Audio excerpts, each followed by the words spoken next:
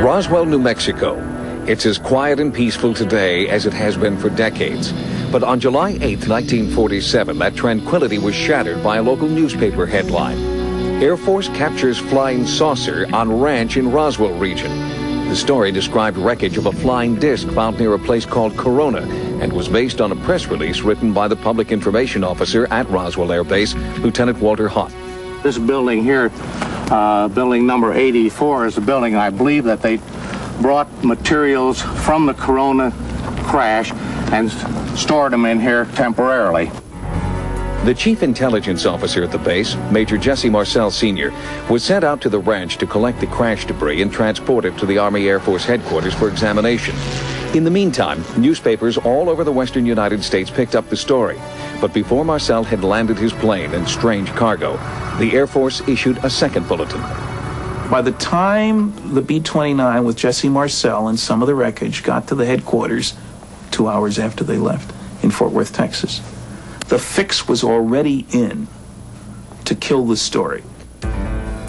The second press release was far different from the first, saying the wreckage was actually from a weather balloon.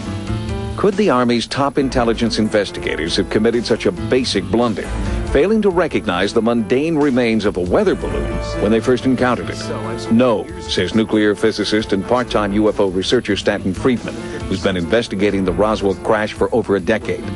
He says that while Marcel was in the air, the Roswell base commander, Brigadier General Roger Ramey, got orders from Washington to cover up the incident. And what he did was arrange for the wreckage of a weather balloon, the radar reflector on a weather balloon. And for a while, the saucer saga was forgotten, and might have remained so if Major Marcel hadn't rekindled the fire in 1980. Just before he died, Marcel admitted that the weather balloon story had been fabricated to hide the truth. He told Walter Hott there really was a saucer crash. He made statements to the effect that it was nothing of this world. It couldn't be bent, torn, cut, pierced, burned. He went through a whole list of them.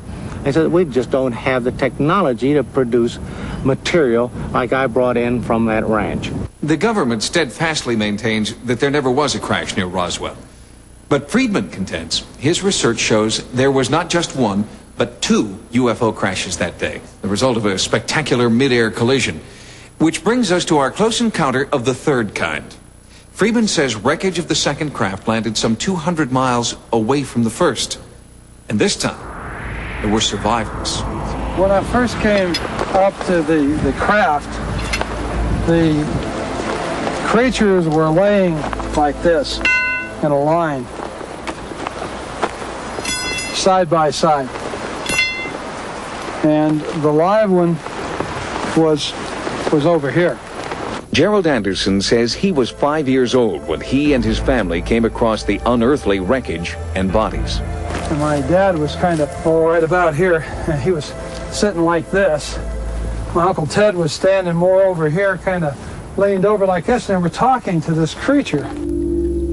Anderson's story matches that of others who were in the area at the time.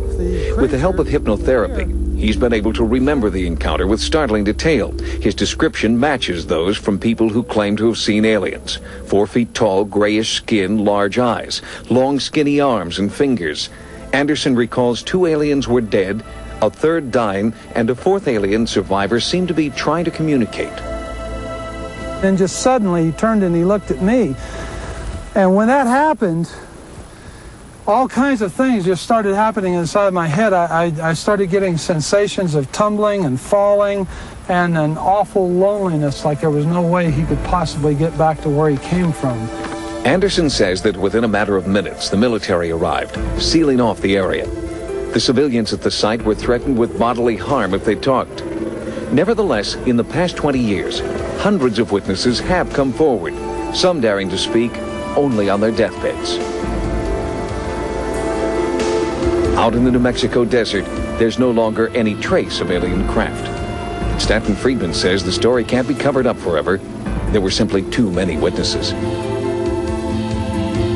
We have testimony from over 200 people concerned with these events, people who handled the wreckage, people who described the bodies, people who had direct orders, military orders, to do this, that, or the other thing. We have consistent testimony that in a court of law would convict anybody of a crime. Even with the overwhelming amount of testimony, the government has refused to acknowledge that either crash ever happened. None of the debris has surfaced, neither have any official documents, and most of the first-hand witnesses have died. As for the captured alien, the most often told story suggests that he lived for a few years at a military installation and then died of an unexplained illness in the early 50s.